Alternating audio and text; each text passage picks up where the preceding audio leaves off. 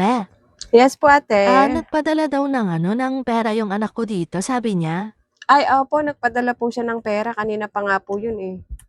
Buti ngayon lang po kayo nagpunta dito. Naglalaba kasi ako kanina kaya hindi ko agad nakuha yung pera, tinapos ko muna ilabahin ko. Naglalaba po kayo. Dala niyo po yung yung confirmation po. Be, nandito yung 5,000 daw yung yung pinadala niyang pera dito, sabi niya. Opo, 5,000 po. Sandali lang. Pumasok na yun eh, kanina pa. Oo, Check ko kanina lang pa nga po, yan, di ko lang nakuha agad kasi tinapos Sige ko po, muna sandali lang ilabahin po. ko. Okay na ba, Be? Sabihin ko na ba yung yung reference Wait number, lang. okay na? Sige po, pabanggit na lang po ako yung 6 na dulo po nung reference number. Yung dulo po Sige, Be. 32 32 90 9055. Andito na nga. 5,000, no? Oo, Be, 5,000 yan. Record ko lang po. Sige lang, Be. Papirma ako dito, te. Pirma lang na. Okay na. Sige po, okay na po yan. Sandali lang, te, ha? Be, nasa na yung pera, kunin ko na. Saglit lang po, may chat lang po yung anak niyo sa akin. Be, nasa na yung pera? Kanina pa ako naghihintay dito, di mo muna ibigay yung pera. Ano yung pera? Ano ba yan? Inuna mo pa talaga yung pagbabasa mo dyan. 5,000 minus 2,000 minus 60. 2,940. Ano ba yung kinukwenta mo? Di mo muna ibigay yung pera sa akin. Wait lang po. Ano ba yan? Napakatagal naman. Kanina pa ako nandito eh. Di mo muna ibigay yung pera? Sana? Tagal pa ba? Magsasaing pa ako. Saan na yung pera? Tagal naman.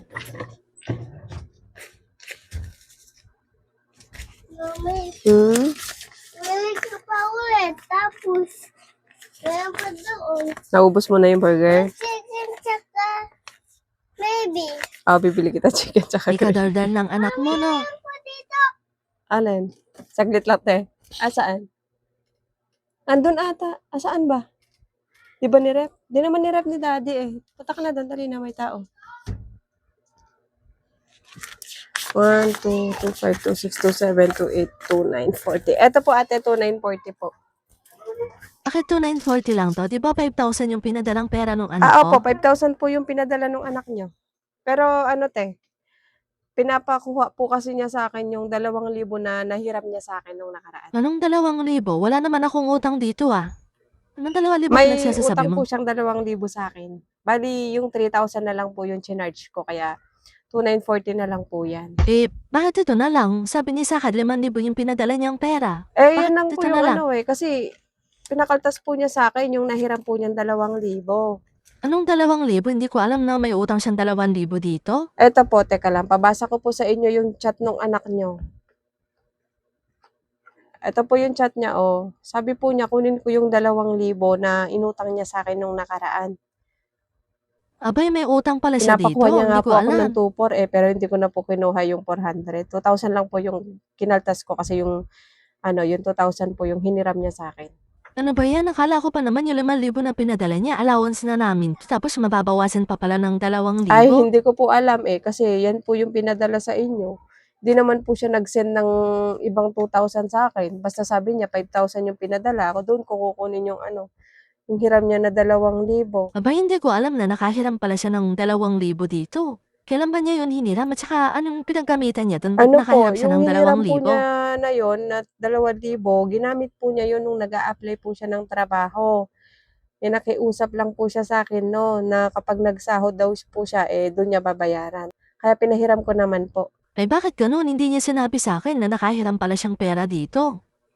Ay, di ko po alam. Ba't di niya po sinabi sa Kailan inyo? ba niya yun nahiram sa'yo, Nung yung nagpa-medical 2,000? po siya, doon po siya nanghiram ng 2,000 sa akin. Ano ba naman yan? Nakala ko pa naman 5,000 talaga yung pinadala niyang pera sa akin. Nababawasan naman pala. Ay, pasalamat na lang po siguro tayo Binigyan kayo ng anak niyo kahit magkano. Babay, kulang naman itong pinadala niyang pera sa akin. Paano ko pagkakasyahin ito? Ito na lang yung natira.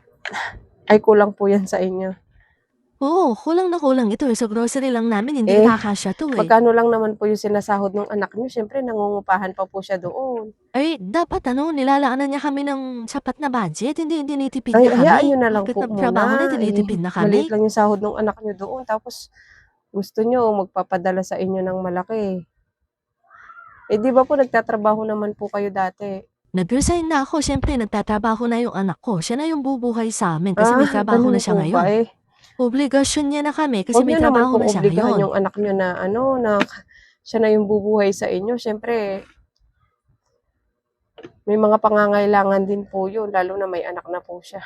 Huwag niyo naman pong gawing retirement plan yung mga anak niyo.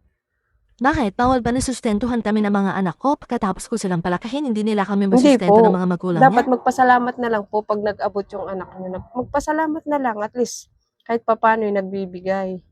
Hindi naman po kasi obligasyon talaga nung anak na magbigay. Obligasyon po ng nanay na intindihin yung mga anak, gano'n. Kung makapagbigay, edi salamat. Ay hindi, ibig mo ba sabihin yung mga magulang mo hindi ba nahingi ng pera Ay, sa'yo? hindi Ha? naman po ganyan yung mga magulang ko. Hindi naman po nila kami inuobligahan na magbigay sa kanila. Kung wala kaming maibigay, hindi naman po yan nagpipilit. Kapag may binigay kami, kahit maliit lang, masaya na sila.